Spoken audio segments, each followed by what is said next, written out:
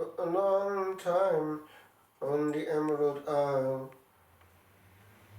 the sacraments were difficult of access, but the Holy Rosary kept the faith going. For centuries in Ireland, against the wish of the English and of Satan, this little instrument could not be taken out of the hands of the little people. The demon hates it and knows its power. How beautiful it was that all over the land, at a certain time when the sun was setting, all the homesteads would have one thing in common. The family rosary would bring all together at the close of day, and grace would reign on this Emerald Isle, and Our Lady would be in the midst. This went on and still goes on, but now, since the introduction of television and then of internet, the families are up against it, and few seem to have resisted. I heard from somebody who knew what she was talking about that the beginning of the change happened precisely when television came in to the hearth. Because although initially television wasn't in itself terrible at that time, it was the beginning, because it was the thin edge of the wedge, another presence, referring to other points of culture and other norms. Ireland was no longer fully independent. It was looking towards other centres of gravity, and these, by osmosis, would eventually pervade. There are families who still pray the Rosary together, and those that do tend at least to have a moment of time when other things are put for a moment in the background, and the family itself has time to be together. That's not indifferent in itself. And if the Rosary can be said with warmth and sincerity, with the children having each a decade to say and intentions to bring, it can be also a moment of family joy and intimacy. The children secretly have security in having that element of God in the midst. They know it to be true when they're small, and it's therefore their own choice if they want later on to jettison it, but not to give it is already a choice further upstream. So when a couple marries, it is better that they be already in prayer mode and used to be praying together.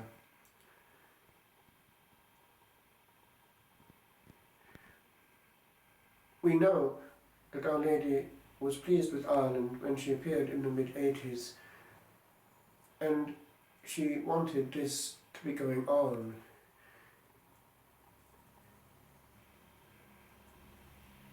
With regard to the power of the Rosary, it has been perceived. It was known to be used a lot in the First War, the Great War, the war of the trenches, the war of unbelievable pain and anguish. I know of a case where a soldier made a rosary out of simple cord string, and in the very trenches this string was being passed from one to the other, and each soldier was saying one Hail Mary. As it happens, that string still exists and is kept in France. Special rosaries eventually were made out of strong material for the soldiers, but the rosary was said it was in those places of something close to hell on earth, some kind of cord that linked them to heaven.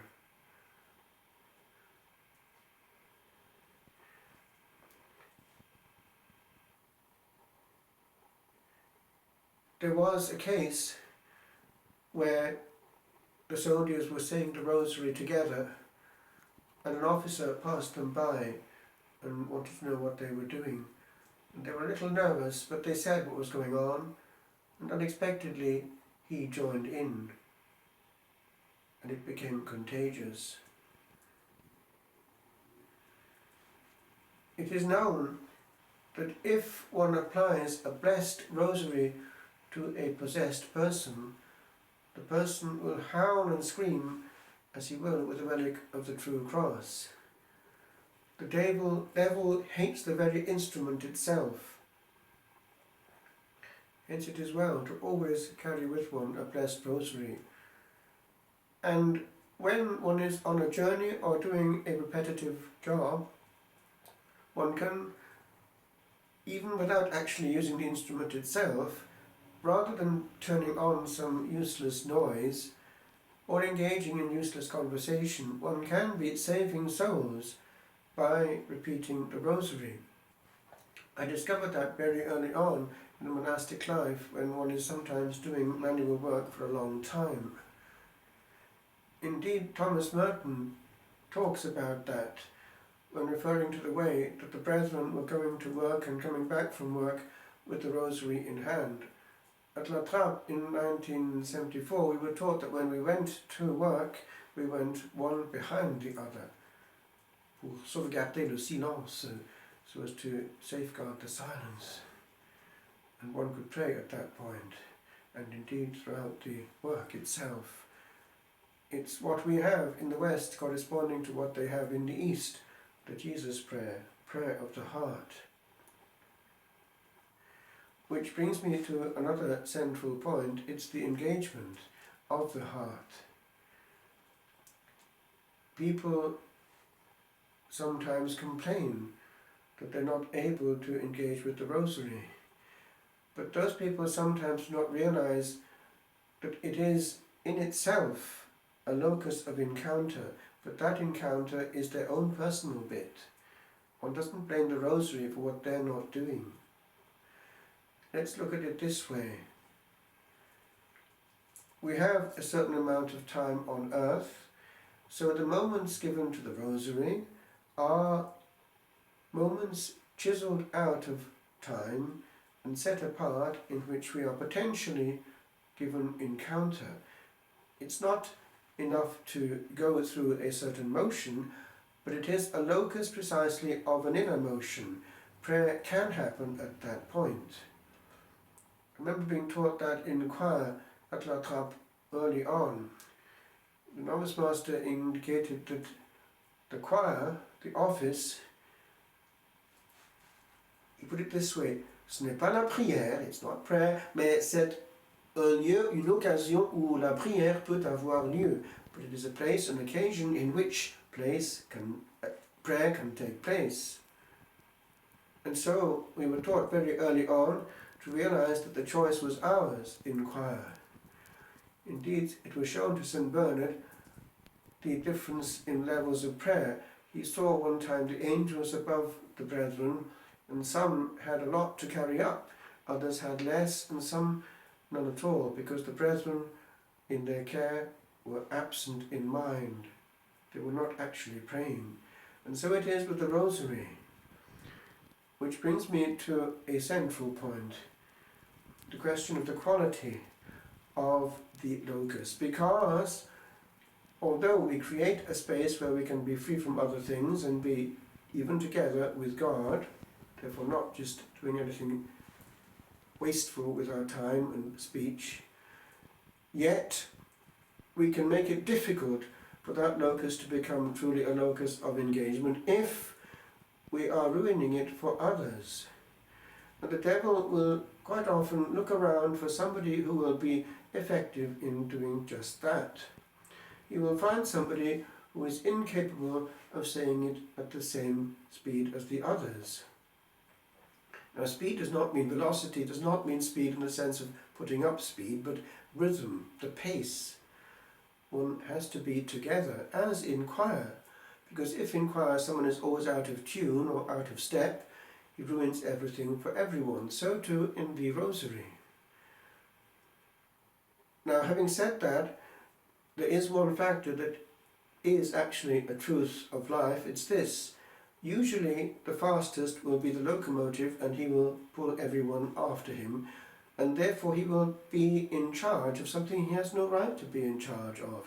As actually in the liturgy itself, in the spoken parts, somebody can always be wanting to be heard. It's a form of pride, and it's actually a desecration of something sacred. We're making ourselves visible and audible where we have no right to be. One should disappear in community prayer. So, if it is the case, as often it is in Ireland, that the Rosary is being said too quickly, once and for all it should be addressed in the particular group in question. Now, Heaven itself gave a message on that one in the 60s. When Our Lady appeared at Garabandal, she taught them how to say the Rosary, and we have recordings of that. I've heard the speed at which, in ecstasy, the children are saying the Rosary. They are going very slowly, and it's a lesson to the whole world. One big difference between the apparitions of Garabandal and any previous ones is that we have coming in modern means of recording, visible and audible. And so it is that we need to take that hint from heaven. If something is worth doing, especially with regard to God and Our Lady, it's worth doing well. The devil, we know, has been trying his best to get this nuisance of an instrument out of the hands of the little people. And he will do it by, for instance, spiritual pride. Oh, we've gone beyond that. I have my own spirituality. And unfortunately, priests can actually be in some way favouring that by just dismissing it or not practicing it simply. Whereas Our Lady at Fatima could have asked for many things, such as daily assistance at the Holy Sacrifice, she did not. But she did each time, that is 6 times, each time at these apparitions she insisted on the daily recitation of the Holy Rosary, 5 decades. And there are reasons for that. Had she asked for something else, the excuse would have been easy to find. Well, I can't actually because of my situation in life. Whereas this one, we can all do it, from the child at home with his parents to the Holy Father in Rome. And by the way, when I was a student in Rome, one easy access to St. John Paul II was to go to the Holy Rosary at the Sala Nervi in the evening of a Saturday. I think the first Saturday of the month at least he was there, and he would encourage people to come and pray with him. He was Our Lady's Pope, totus tuus. So we can't be friends of Our Lady if we don't listen to her discreet desire, clearly expressed through children. In some things we need to learn to grow to be small.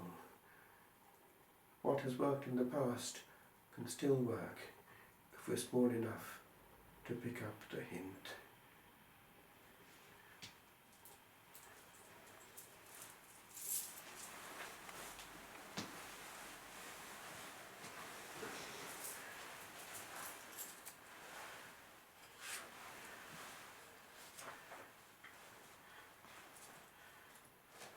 A solemn act of consecration to the Immaculate Heart of Mary, of the Venerable Pope Pius XII. Most Holy Virgin, tender Mother of men, to fulfill the desires of the Sacred Heart of Jesus and the request of the Vicar of your Son on earth, we consecrate ourselves and our families to your sorrowful and immaculate heart, O Queen of the Most Holy Rosary, and we recommend to you all the people of our country and all the world. Please accept our consecration, dearest Mother, and use us as you wish to accomplish your designs in the world. O sorrowful and immaculate Heart of Mary, Queen of the Most Holy Rosary, and Queen of the world, rule over us, together with the Sacred Heart of Jesus Christ our King. Save us from the spreading flood of modern paganism. Kindle in our hearts and homes the love of purity, the practice of a virtuous life, an ardent zeal for souls, and a desire to pray the Rosary more faithfully. We come with confidence to you, O Throne of Grace and Mother of fair love. Inflame us with the same divine fire which has inflamed your own sorrowful and immaculate heart. Make our hearts and homes your shrine, and through us make the heart of Jesus, together with your rule, triumph in every heart and home. Ave Maria, gratia plena, Dominus tecum, benedicta tu in mulieribus, et benedictus fructus ventris tui, Iesus. Sancta Maria, Mater Dei, ora pro nobis peccatoribus, nunc et in hora mortis nostrae.